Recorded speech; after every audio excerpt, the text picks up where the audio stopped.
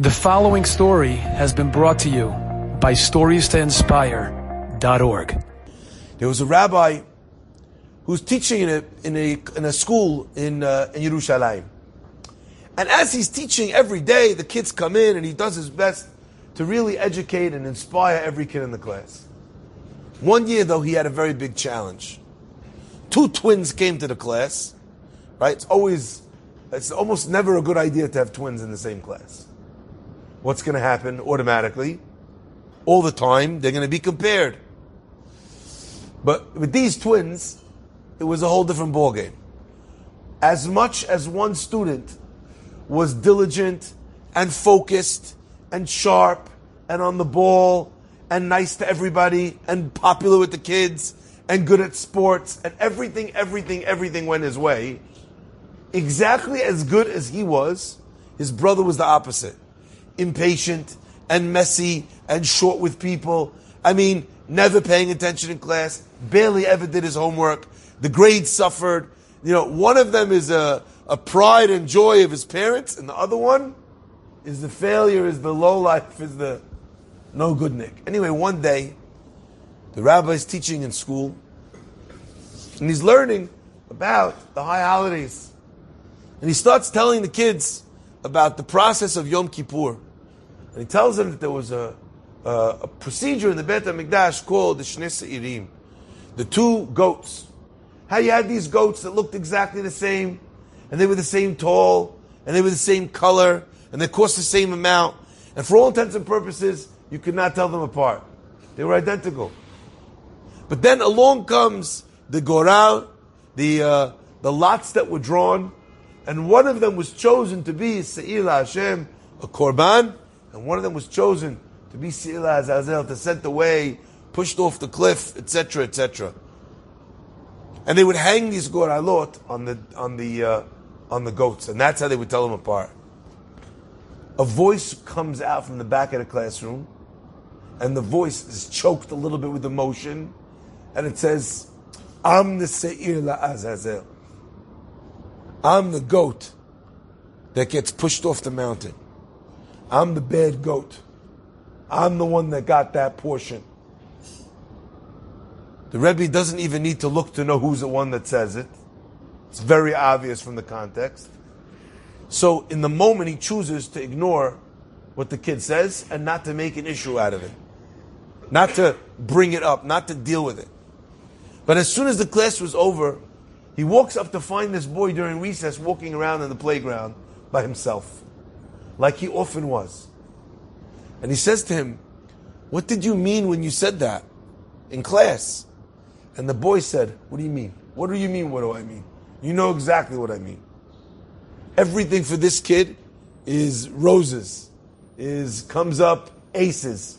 Everything for my brother is smooth, is easy. It's almost like he doesn't have to try. And everything for me is broken and difficult. And so what do you mean? I'm a Se'ir Azazel. That we're identical, we come from the same background, same parents, same everything. We look the same, everyone knows we're twins. But everyone knows I'm the one that messes up, Anyway, the rabbi takes this boy and he says, "Stop right there." He said, "There's one difference between you and the Se'ir Azazel." And the boy, he's got tears in his eyes and he looks at his Rebbe and he says, "What is it? What's the difference?" And the rabbi says, "For that goat, there was a goral that was drawn. That was his lot. There was nothing that he could do to change his lot. No one decided that you're the Se'ir Azazel. No one made that choice for you. No one locked you in. The only person that ever uttered those words about you was you." The boy hears, okay, maybe he's a little bit, he feels the rabbi hopes that he kind of raises his spirits a little bit. Goes off, carries on playing. The rabbi says, 30 years, I didn't see this child. I didn't see this boy. And then one day, I travel up north to the wedding of my sister's daughter. And we're waiting for the chuppah, and at the chuppah, while we're waiting, I asked my sister, what's the holdup? And my sister tells me that they're waiting for the Rosh Yeshiva, for the head of the Yeshiva of the Chatan to come. He's a big zechut, it's a big honor. We knew he was going to be coming a little bit late, but it was worth waiting and delaying the wedding to have such a Talmid Chacham, such a Torah scholar come and run the wedding. Okay, beautiful.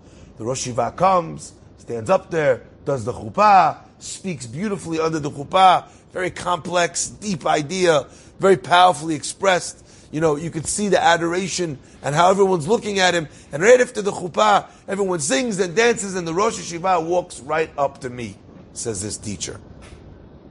And he says to him, do you remember me? I'm the Sa'ir la'Azazel. I'm the goat of Azazel. He says, for 30 years, your words, I've carried with them everywhere I went. And I thought to myself that nothing for Yisrael is written in the stars. It's written in our own hearts and minds. It may have first been written in the stars, but it is only us who transcribe those words into our lives. Because for Am Yisrael, en mazal liYisrael. You were born impatient, it doesn't matter. You were born angry, it doesn't matter. You were born naturally clever, it doesn't matter. You were born a person that doesn't have good social skills, it doesn't matter. All that does is set the first rung on the ladder.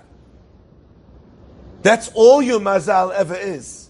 En mazal liYisrael.